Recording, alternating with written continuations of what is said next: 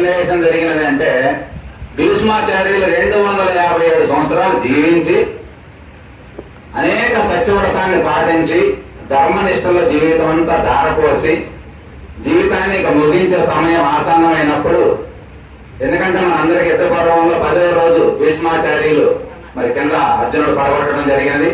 ఆ తర్వాత ఆయన అంపశయం మీదే స్వచ్ఛంద మరణం కలిగినటువంటి వారు భూప్రపంచంలో ఎవరైనా ఉన్నారంటే మనకు భీష్మాచార్యులు. తను మరణం ఉంటుంది, కానీ తనకు ఎప్పుడు కావాలనుకుంటే అప్పుడు మరణించవచ్చు. ఆ వరం వాళ్ళ తండ్రి దగ్గర నుంచి పొందినటువంటి వరం. అందుకోసం ఆయన యుద్ధం అంతా అయిపోయిన తర్వాత చూసిన తర్వాత ఉత్తరాయణ పుణ్యకాలం వచ్చిన తర్వాత ఈ శరీరాన్ని విడిచిపెట్టాలని నిశ్చయించుకున్నాడు. యుద్ధం అంతా అయిపోయింది. తర్వాత శ్రీకృష్ణ భగవానుడు పాండవులు తీసుకెళ్లి అనేక రకమైనటువంటి శాంతి పర్వం అంతా 14,550 శ్లోకాలతో ఉంటుంది.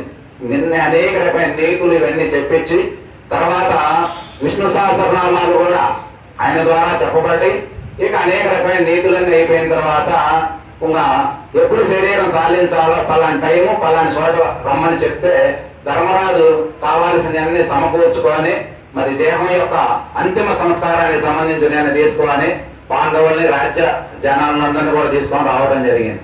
వచ్చిన తర్వాత చాలా బాధపడుతున్న ఆ సన్నివేశాలన్నీ ఉంటాయి.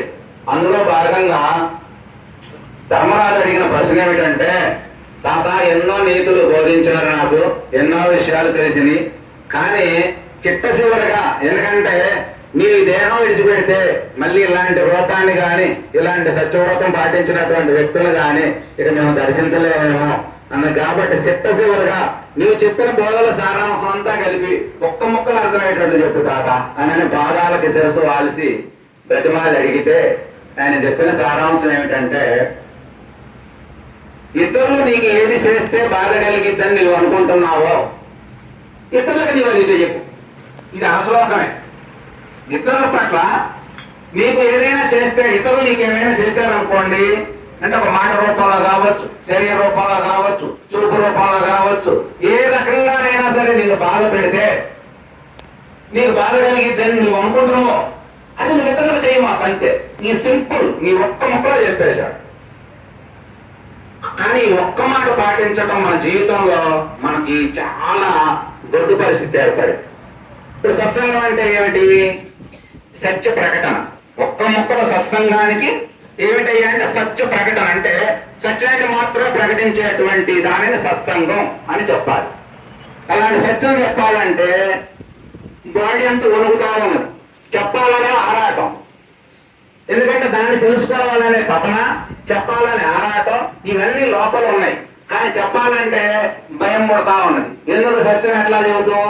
ఎందుకంటే సత్యం అనేది అంత ఈజీ మార్గం కాదు, చాలా గొప్పగా ఉంటుంది. ఇప్పుడు మనకి సత్యం అనేది ఎలా ఉంటుందంటే మనిషిని అనేక రకాలుగా ఎగ్జామ్స్ పెట్టుకుంటూ ఐఏఎస్, ఇప్పుడు మామూలు 10వ తరగతి కనుకోవడం మనకు పెద్దగా ఎగ్జామ్స్ ఉండవు. అదే ఒక ఐఏఎస్ ఐపీఎస్ కావాలంటే వాళ్ళు ఒక రౌండ్ మీద రౌండ్ చర్చలు చేసిన పని కొత్తగా లేదని తేలుస్తారు. అట్లాగే మనకు ఒక మంచి ఆభరణ స్త్రీమూర్తి నగరూపంలో ధరిస్తే ఎంత అందంగా ఉన్నది అంటే దానికి అంత శ్రమ అన్నిసార్లు కాల్చి దాన్ని వంచి తయారు చేస్తే అది అయ్యేది. మామూలుగా ఏదో ఒక బిస్కెట్ ఉందనుకోండి, బిస్కెట్కి ఏమో అసలు కరగపోసి ఒక అచ్చులో పోతే అయిపోయింది. అట్లాగే మన జీవితం అనే దాంట్లో సత్య దర్శనం పొందాలన్నా, సత్యాన్ని అంగీకరించాలన్నా, సత్యాన్ని ప్రకటించాలన్నా దానికి నువ్వు సత్యపోతుడు అయి ఉంటేనే పని అవ్వదు మనందరికీ.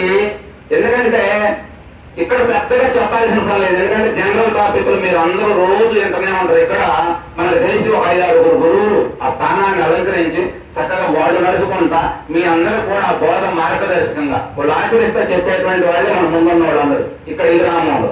ఇక్కడ ఎందుకంటే ఇక్కడ ఆ పరంపర బాగా నడుస్తా ఉన్నది కాబట్టి ఇదేం కొత్తగా చెప్పేది ఏం కాదు. అట్లా నడిచే దాంట్లో మనకి ఈ విధానంలో ఆ ప్రకటించాలంటే మనకి అలా ప్రకటించాలంటే లోన ఏదో అలగలిగా అనిపిస్తుంది. కారణం ఏమిటి? ఇప్పుడు మనం చెప్పుకున్న భీష్మాచార్యుని శ్లోకం లాగా జనరల్ గా మనకేమిటి? మాతృదేవో భవ, పితృదేవో భవ, ఆచార్య దేవో భవ, అతిథి దేవో భవ. 4వ స్థానంలో వేదం చెప్పిన మాట ఇది, మనం చెప్పేది కాదు. అతిథి దేవో భవ అంటే ఇప్పుడు మన కార్యక్రమాలకు వచ్చాం, ఎవరికి వచ్చినా ఎవరింటికి వచ్చినా అతిథి అనేదాన్ని మనం ఎక్కువగా గౌరవించుకుంటాం. ఎవరైనా బయట కనపడగానే ఎదురుపోతాం, నమస్కారం పెడతాం, ఇవాళ మన గురుస్థానాల్లో ఉన్న వాళ్ళకి భాగాలు కడగటం, తర్వాత ఇంట్లో చేసుకుని మర్యాదలు చేయటం, ఇవన్నీ ఉంటాయి. అట్లాగే మన ఈ కార్యక్రమంలోకి వచ్చామనుకోండి, అతిథులు అంటే ఎందుకు ఈ మాట్లాడడం పెద్ద అవసరం లేకపోయినా మనకి బయట నుంచి వచ్చినటువంటి వ్యక్తులకి ఎక్కువగా పాడే అవకాశం కల్పించాలి. అంటే మనం ఒకటి పాడుకోవడానికి వాళ్ళకి 2 ఇవ్వాలి. ఎందుకని? వాళ్ళు అతిథులు. మనం చెప్పే మాట 10 నిమిషాలు వారు చెప్తే 15 నిమిషాలు అతిథికి గౌరవం. అంటే సమాధర్మం ప్రకారం అందరూ సమానమే, కానీ ఆ గౌరవ స్థానాన్ని అట్లా కల్పించి చేసుకోవాలి. అలా చేసుకోవడంలో మరి ఇవన్నీ తెలియదా అంటే తెలుస్తుంటాయి, కానీ మనం చేయలేం. కానీ ప్రతి మనిషి ఒక కార్యక్రమం యొక్క ఉద్దేశం ఏమిటి? ఇప్పుడు ఈ కార్యక్రమం పెట్టాం, ఈ కార్యక్రమం పెట్టాలంటే వారిద్దరు భార్యాభర్తలు ఇందులో చక్కగా సంపూర్ణంగా జీవిస్తాం. మనందరూ మీ అందరికీ తెలిసినటువంటి వాళ్ళే ఇందులోనే.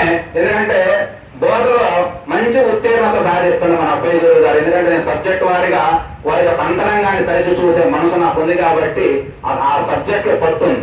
ఆ పట్టుతో పాటు ఆయన జీవితం, ఆయన కూడా మళ్ళీ వారి యొక్క ధర్మపత్ని చక్కగా అనేక గ్రామాలు చేస్తా, బోధల్ని విస్తరింపజేస్తా, వారి యొక్క ఆతిథ్యాన్ని స్వీకరిస్తా, వాళ్ళ గౌరవాలను గౌరవించేటట్టుగా తీసుకుంటా.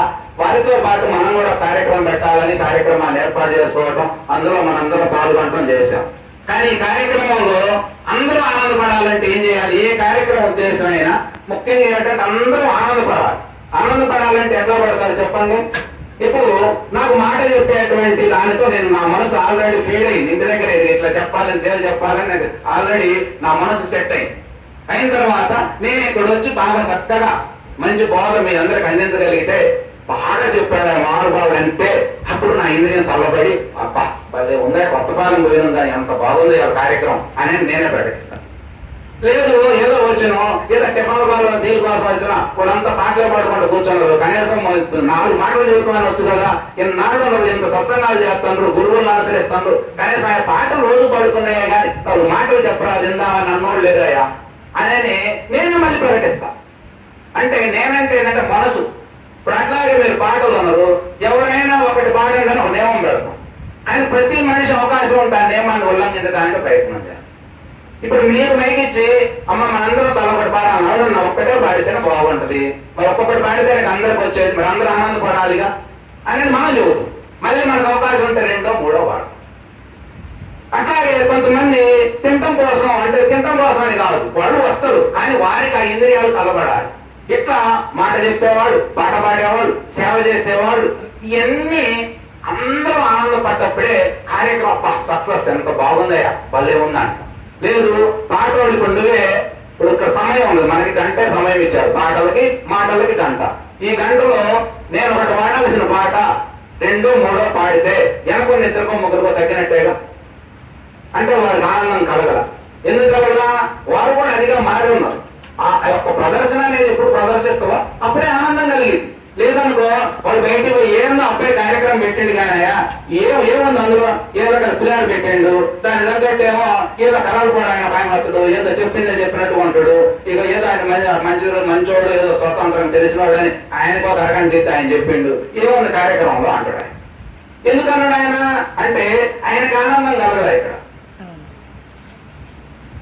అంటే దీని ఉద్దేశం ఏంటంటే ఎవరైనా కానీ టోటల్ గా మరి ఇందులో అసలు ఎవరికి ఆనందం కలిగింది అంటే మీరు ఒక పాత్ర పోషించాలని వచ్చే వాళ్ళకి ఎవరికైనా దానిలో పోషించి చక్కగా జీవించినప్పుడే ఆనందం కలిగింది. కానీ వీటన్నిటికీ మీలో కొంతమందికి పాడే మనసు లేదు, ఏ తిండి మీద అపేక్ష లేదు, ఏ చెప్పాలనే కోరిక లేదు, ఏం జరుగుతుందో అంతా ఇంటూ చూస్తూ తెలుసుకుంటా ఉంటారు. వాళ్ళు ఆయన ఆనందం, ఎందుకంటే వాళ్ళకి ఏమి కావాలని లేదు. అది కాబట్టి ఒక కార్యక్రమం ఏమిటంటే మనం టోటల్ గా మొత్తంగా అందరూ ఆనందపడటం ఎట్లా అనే దాంట్లో మనం అందరం కలిసి పని చేయాలి. కార్యక్రమం అనేది ఆయన అనేది ఒక ఏదో నామకే వస్తుగా ఆధారంగా గుర్తుగా ఎవరింట్లో పెట్టి అందరికి ఇదే వర్తించింది ఉంటారే కానీ మిగతా సమభావన ఇవన్నీ చేసుకోవాలంటే, ఎందుకంటే లోకంలో ఈ గ్రామం ఒక 5,000 మంది ఉన్నారనుకోండి, అందులో మనకి 100 మంది ఆదర్శం, మరి వాళ్ళందరూ కాదా ఉన్నారు. ఇందులో మనకి అనేక రకమైన వ్యత్యాసాలు ఉంటాయి, అయినా మనమే ఈ గ్రామానికి లోకానికి ఆదర్శం.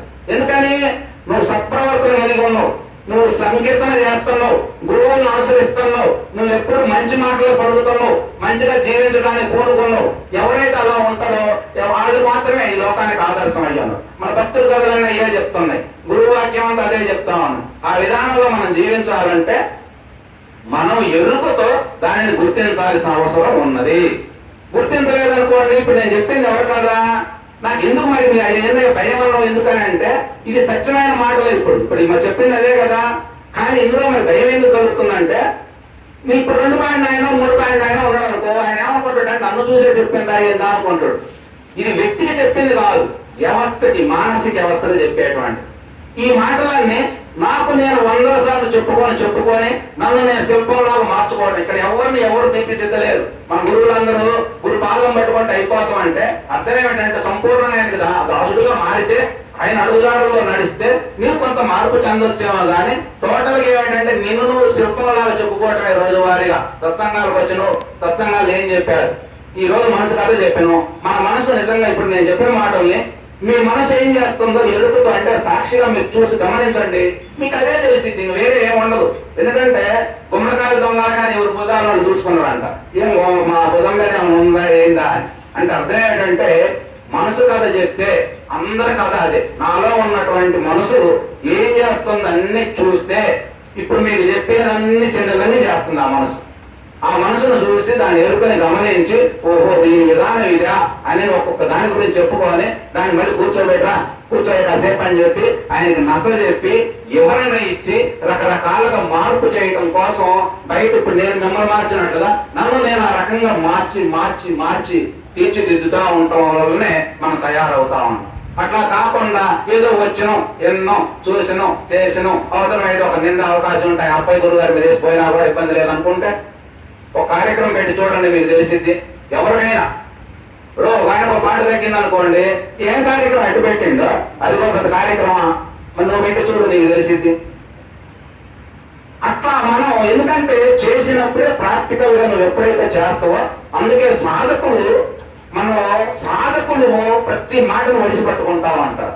జనరల్ కిందాం అనుకున్న వాళ్ళు, జనరల్ చూద్దాం అనుకున్న వాళ్ళకి ఈ మాటలు అంతగా రుచించవు. ఎందుకంటే ఆచరించకపోతే మాటల వల్ల ఉపయోగం లేదు. నేను కాలక్షేపం మీటింగ్ కాసేపు ఏదో పెట్టుకుని అరుగుల మీద కూర్చొని ఆత్మస్థుతి పరనిందని కూడా అని కాదు. ఇది మన జీవితం కావాలి, మన జీవితమే లోకానికి ఆదర్శం కావాలి. అందుకంటే అట్లాంటి ఆదర్శవంతమైనటువంటి జీవితాన్ని మనం జీవించాలంటే అసలు దాని గురించి మొట్టమొదటి మనకు తెలియాలి. తెలియకపోవటం వల్లే మనకు తెలియకపోవటం, పట్టుకోవటం, వదలటం, ఈ యొక్క బ్యాలెన్స్ చేయటమే ఈ యొక్క సత్సంగాల యొక్క ఉద్దేశం. అంటే ఇప్పుడు మనం చెప్పిన మాటలు మనం ఎలా నడుచుకోవాలో అలా చేయటమే సత్సంగం. బ్యాలెన్స్ అంటే ఏంటి, వెనకున్నాయని పాట రావాలి, ముందున్నాయని ఒకటే పాడాలి అని చెప్పటమే కదా ఈ యొక్క సత్య ప్రకటన అంటే. ఎందుకంటే మీరిద్దరూ ఆనందపడాలిగా. పాడిన ఆయన మరి 2 పాడితే మరి వెనకైన సంగతి ఏమిటి, చెప్పిన ఆయన గంట చేస్తే మరి వెనకైన సంగతి ఏమిటి. మరి ఆయన నీ ద్వారా చెప్పినా ఆయన ద్వారా చెప్పినా ఇప్పుడు పాటలు ఎవరు పాడినా అదే పాట. ఆ పాట బ్రహ్మాండంగా కృష్ణ అనే మాట ఆయన పాడినా, నువ్వు పాడినా, నేను పాడినా ఇక అందరూ ఆనందపడటమే. కానీ ఈ శరీరం అనే ఒక ధాతువు ఉన్నదిగా నేను అనేది, ఈ నేను ఆనందపడాలంటే నీకు తెలిసిన కళని నువ్వు కూడా ప్రదర్శించాలి. అలా ప్రదర్శిస్తా ఐకమత్యంతో అందరినీ కలుపుకొని పోతా. ఈ విధానంలో అవసరమైతే ఇంకా గొప్ప విషయం ఏంటంటే నేను బాగా పాడేవాళ్ళు ఎంపిక చేసి ఇందులో 2 రకాలు ఉంటుంది. ఒకటి నేను చాలా చోట్ల వింటే సంకీర్తన మొదలుపెట్టి బ్రహ్మాండంగా నడిపినటువంటి మహానుభావులే మైకుల దగ్గర వాక్కొని ప్రజలు మానేసి దేవాలయాలు మోతవేశారు.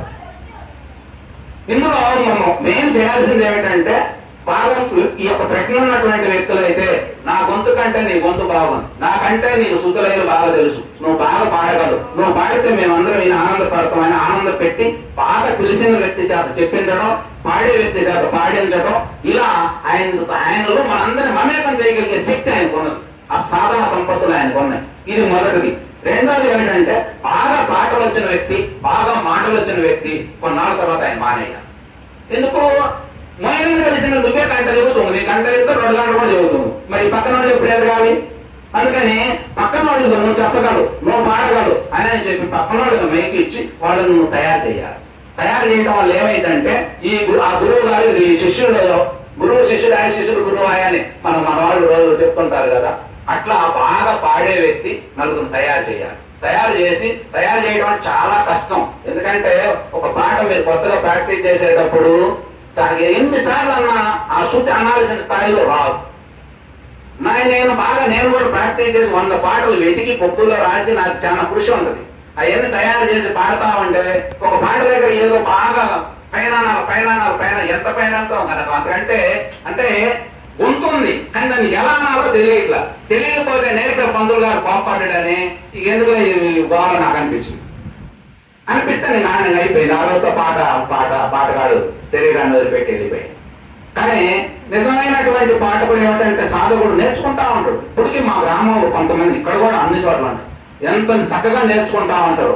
అలా నేర్చుకొని అలా మనం ఐకమత్యంతో ఆదర్శంగా జీవితాన్ని మనం అలా ప్రణాళికబద్ధంగా మనం చేసుకోగలిగితే అట్లాంటి సత్య ప్రకటన అనేది యొక్క సత్సంగాల వల్ల మనకి ఎప్పుడు ఒక్కొక్క మహాత్ముడు జీవించి కొన్ని వేల సంవత్సరాలు వారి చరిత్ర మనం చెప్పుకుంటున్నాం. ఎందుకు? వారు మనలాగే పుట్టారు, మనలాగే పెరిగారు, మనలాగే జీవించారు, మనలాగే తరించారు. కానీ వారు జీవించే పద్ధతుల్లో, వ్యక్తపరిచే విధానంలో ఆ ఓర్పు, త్యాగం, ఆ సత్య వ్రతం, ధర్మనిష్ట ఇవన్నీ వాళ్ళని ఉన్నత శిఖరాలుగా చేర్చినాయి. కాబట్టి అందరినీ ఆనంద పెట్టే ప్రక్రియ ఒక్కటి నేర్చుకుంటే చాలు అనే అటువంటి సంకల్పంతో మరి యొక్క కార్యక్రమాన్ని చక్కగా అబ్బాయి గురు గారు, అమ్మాయి మరి ఇద్దరు కూడా చక్కగా కార్యక్రమాలు గ్రామాల్లో ధర్మ ప్రచారం చేస్తా. ఎందుకంటే నాకు బాగా ఇప్పుడు మన బోధకులు తగ్గిపోతా ఉన్నారు. అందుకని మనం కొద్దిగా కలిసిన వారిని కూడా కూర్చోబెట్టి వారిని కూడా ఇప్పుడు ఆయన ఈ కార్యక్రమంలో ఉండబట్టి దంపతులు ఇద్దరు కూడా మనం కూడా బాగా చేయాలి. ఎందుకంటే వాళ్ళు ఏది ప్రజలు చెబుతున్నారో అది మనం చేయాలనేటువంటి సంకల్పం చేయటం, ఇంతమందిని కలుపుకోవటం, ఈ కార్యక్రమాలు ఇవన్నీ చేస్తా ఉన్నారు. కాబట్టి వారిని వారి నాన్నగారు కూడా మాకు బాగా పరిచయం, మా ఆచరణలో ఎప్పుడు కలుస్తా మాట్లాడుతూ ఉండేవాళ్ళు. అట్లా మరి ఏ మనిషికైనా సర్వసాధారణం కాబట్టి, కానీ మనం జీవించి ఉన్నప్పుడే జీవన్ముక్తులుగా ఎప్పుడు ప్రజాదరణ ఎంత పొందగలిగితే అంత అవకాశం సమతాభావంతో మనందరం జీవించాలని కోరుకుంటూ మరి అది ఓం తత్సత్ సర్వం శివార్పణమస్తు. ఓం.